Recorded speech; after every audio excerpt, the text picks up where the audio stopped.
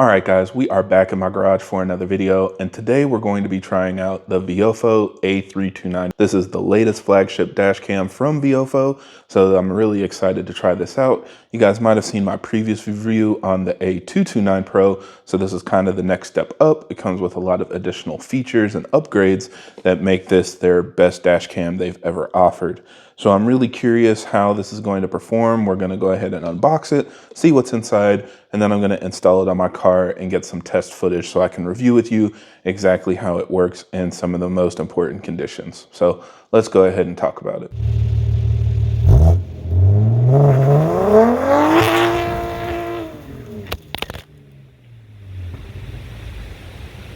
Now, as always, for everybody that's new to the channel, I create these videos to help keep you updated on the latest developments in our community, as well as discuss technical topics so that we have a better understanding of how our engines work.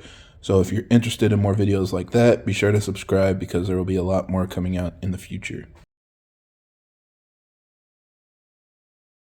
All right, so now it is time for the unboxing. And again, if you guys are interested in buying this, check out the link in the video description. I will have my Amazon affiliate link there where you can buy this exact same setup.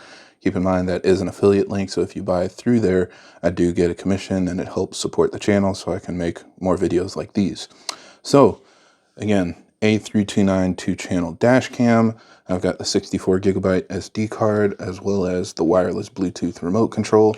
And then we've also got this SSD Type-C data cable. So this will support the external SSD, which we'll talk about a little more later. But this is kind of the package that I got. There are some things missing, and I guess in general, I've commented on this in my A229 video as well, but I wish this kind of came with everything like hard wiring and stuff like that. But I do understand that, one, getting just the camera makes this a lot cheaper, especially for people that want specific setups. Maybe you want a specific SD card, or you don't care about the Bluetooth remote and stuff like that. Or people that are just upgrading old setups, and again, all they need is the camera. They don't need all the extra wiring and accessories. So I definitely get it. This keeps it cheaper, but I do just prefer having everything in one package, so I don't feel like I could be missing something. Just kind of personal preference there. But anyway, so this is all extra. When you just buy the dash cam, this is what comes with it. So we'll move all this out of the way for now, and let's go ahead and unbox the camera itself and see what's inside. So again, same very nice packaging. The logo is kind of holographic, so pretty slick. And if we open it up,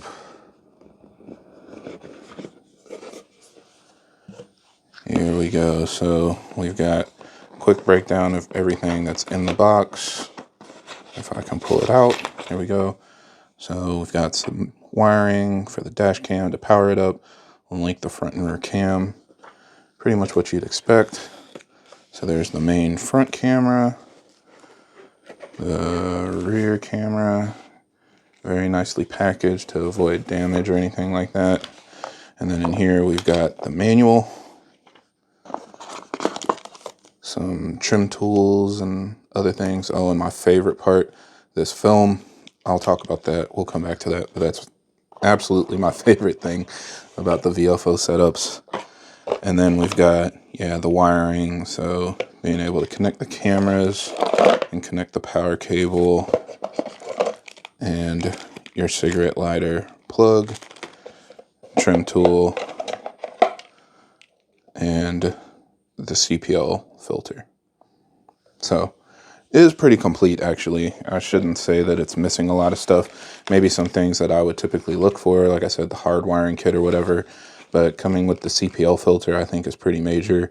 This helps reduce glare in the daytime. So you can put this on and it'll avoid like reflections and stuff and just give you a clearer picture.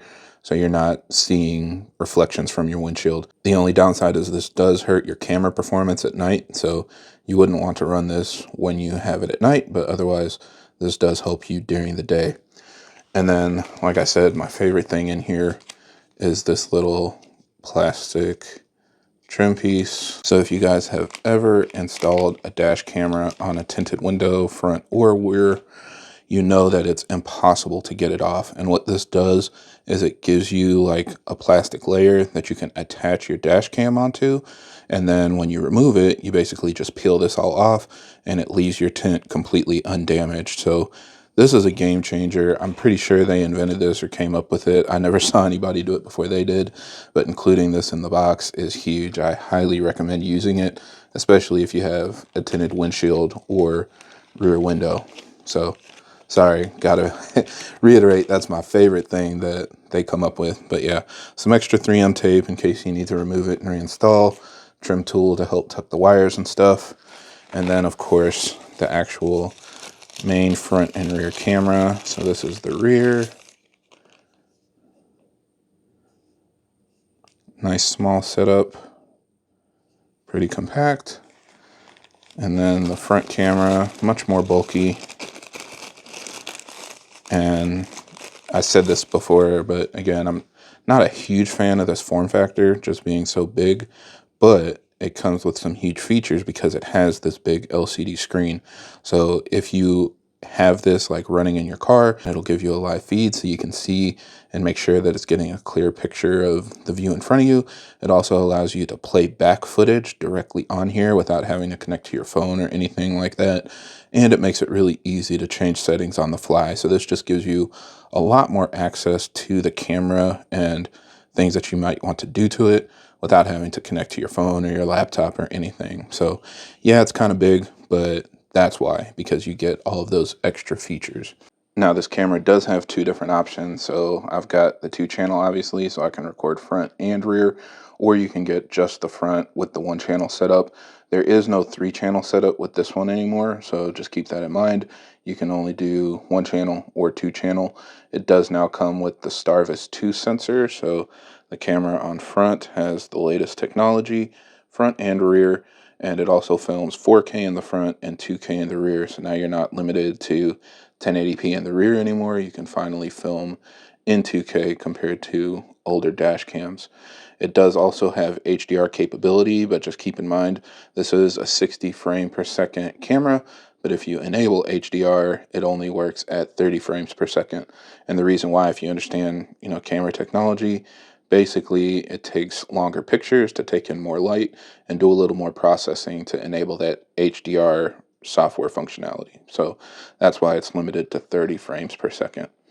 But if we walk around the camera again, it's got the LCD screen on the front with all the different buttons that you can easily access for the different features. On the side, it's got all this extra cooling and these bigger vents compared to the A229. I never had issues when I was testing my A229 with heat or anything, but in case you live in somewhere with a really harsh, conditions, I guess, that's something that can make a difference. Also, internally, the components have modified heat sink, so again, just helps make it cool it better. So it shouldn't have any issues with overheating. Then we've also got the micro SD slot, and then we've got the new rear camera connection, which it has this, I believe it's a coaxial cable instead of the USB cable. So it makes it a little bit easier to tuck the wire because you can see here it's like this small, thin, round wire. So it should make it easier to tuck behind your trim compared to the thicker USB cable. And then we've got this HD output so that you can connect that as well. On the top, we've got our USB connection, and then on the side, we've also got our USB connection. So you can power this up with the USB connection and connect it to a separate SSD external drive, and that gives you a lot more space. It gives you up to 4 terabytes of storage, so you can use that to just have additional recording, or you can use it as kind of like a security backup. So instead of just overwriting your saved files by mistake on your SD card, you can save it to your external drive, and that will help kind of protect it further. So lots of new features here. What you're going to use kind of depends on how you use your dash cam. If you run it a really long time with backup batteries and stuff like that, then you could definitely take advantage of some of the extra storage. Or if you're just somebody that, drives your car a couple times a week running errands and things like that, maybe it doesn't make as big a deal to you. But this is definitely an upgrade in features for sure. Now we can talk a little bit more about some of the other accessories. So Again, it comes with a CPL filter that you can easily put on the front. There's actually an optional rear filter as well. It doesn't come with the kit, but if you'd like to install that, then you can also install it on the rear dash cam. Then it also explains how to pair the Bluetooth remote. So again, this is optional, but makes it convenient, especially if you like to install your dash cams out of sight. You can have this tucked away in, a little compartment next to you or somewhere you can easily reach. So you can just push the button to save recordings. And then, of course, there are a lot of other options as well. So we've got voice control for your dash cam. It also, of course, has GPS, so it'll show your speed. And when you're using it in the Viofo app, it'll show your GPS location, so you can easily tell where things are happening or where recordings are being made. It also has parking mode, so you can, of course, record this with the car off and it'll run off of the car's battery. It uses Wi-Fi 6 so that you can get faster data transfer, and it genuinely does appear, based on other reviews, that it downloads videos way faster. So I'll be trying that to see if it makes a difference as well.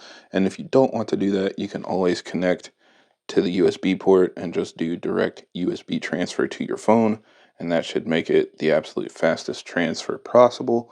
Then you've also got the option to film in 1 frame per second and get what they call super night vision. So again, just kind of like how you're reducing to 30 frames per second to use HDR, you can drop to 1 frame per second and use the super night vision that gets absolutely as much light as possible when it's night and really dark outside, so you can get the clearest image or picture of what's going on.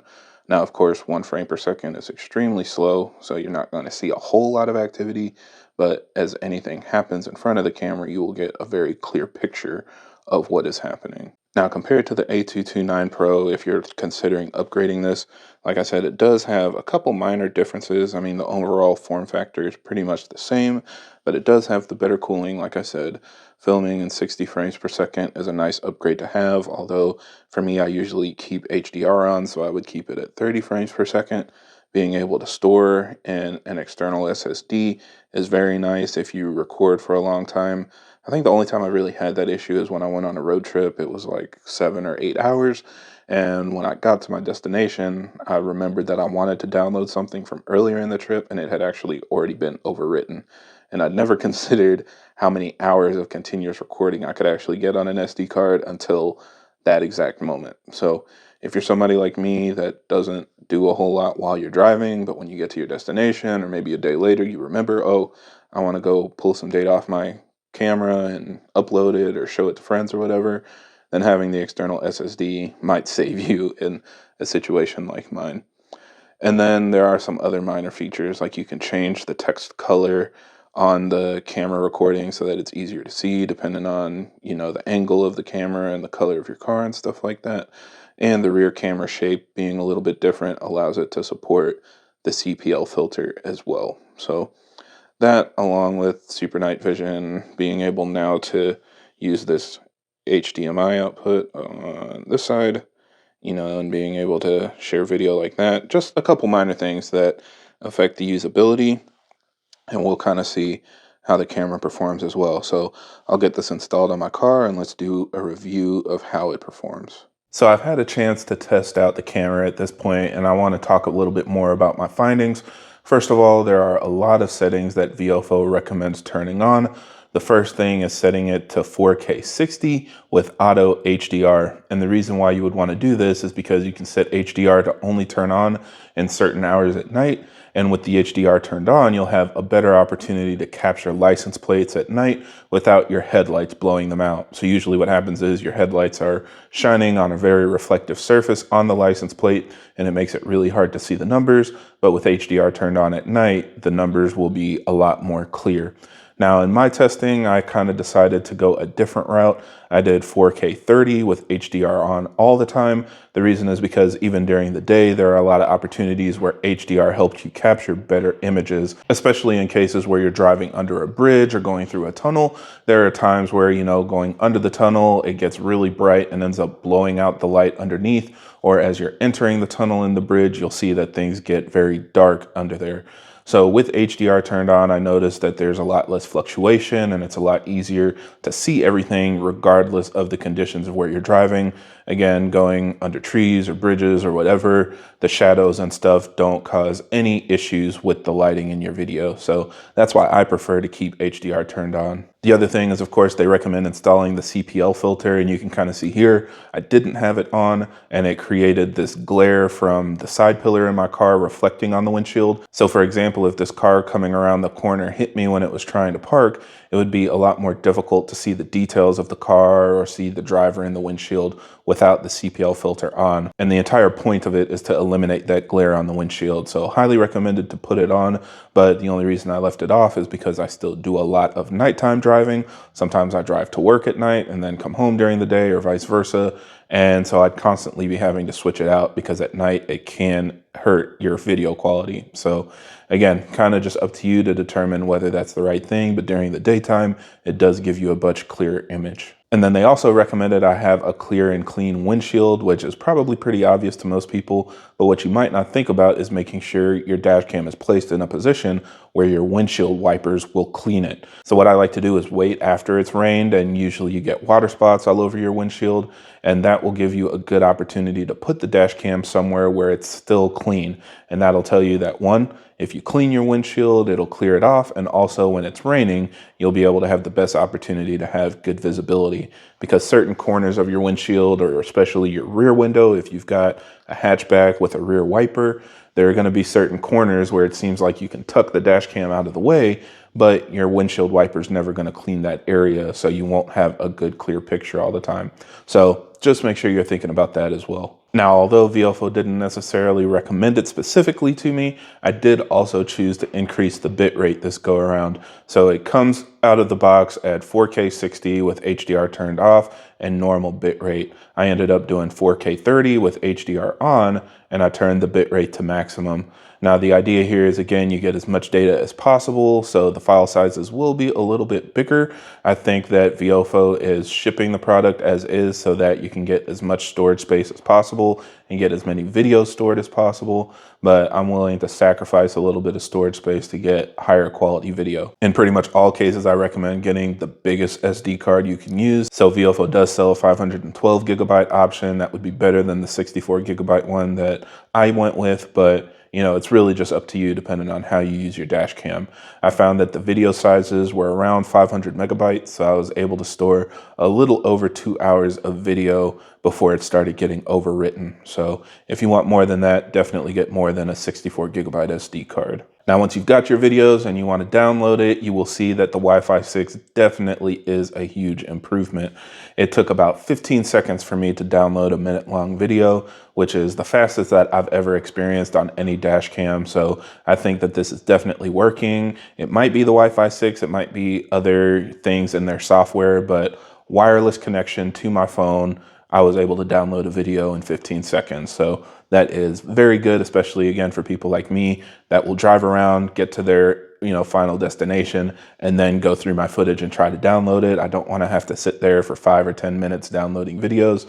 So this will make it really quick and easy. And now let's look at the video footage itself. So in the day, as you probably expect, the footage is very clear and works really well. This is probably the easiest condition for a dash cam to manage. So it was a little bit overcast, but still, bright and sunny outside. No real issues with any of the video footage. I was able to see license plates very clearly, and there wasn't too much blur or anything. Even when I took still shots, everything looked really clear. Now at night, I did find that the footage was a lot more noisy, which is to be expected. The camera's gonna struggle a little bit more, but with it running at 4K 30 with HDR on, you have the best opportunity to get clear details of the most critical features, being primarily license plates.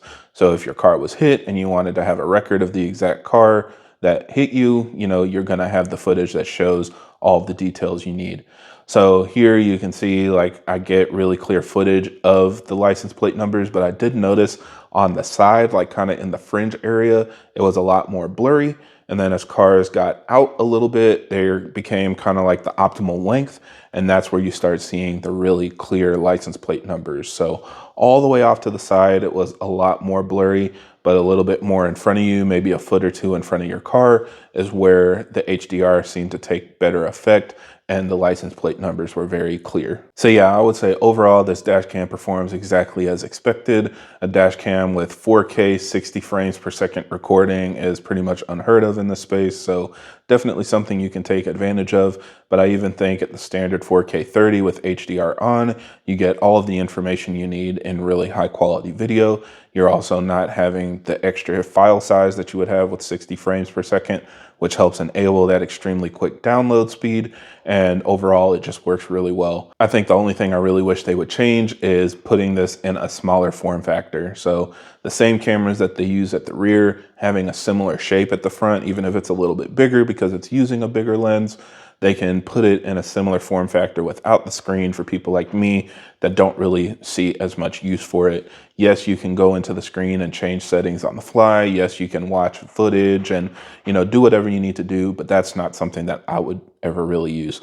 I like it to be something more where I can set it and forget it out of sight, and I only really need to pull it up when I need to see footage for, an accident or sharing videos with friends and stuff like that. Oh, and also, if there are any settings that give you a higher quality video, like maximum bitrate, just set it like that out of the box. A lot of people don't change settings. That's not something that I looked into initially, but based on other recommendations, I decided to try that out this go around. But yeah, otherwise a very high quality dash cam, one of the leaders in the market. Again, if you're interested in buying one, I will have my links in the video description so that you can check out the different options they have. If you want a 1-channel or 2-channel or any of the accessories that it comes with, all of that is available through my Amazon link. So thanks again to Viofo for trusting me and sending out these products to review. Let me know down in the comments if you guys have anything else you'd like to see in the future, but otherwise, I think that's it for this video. So thank you guys for watching, and I hope this helps.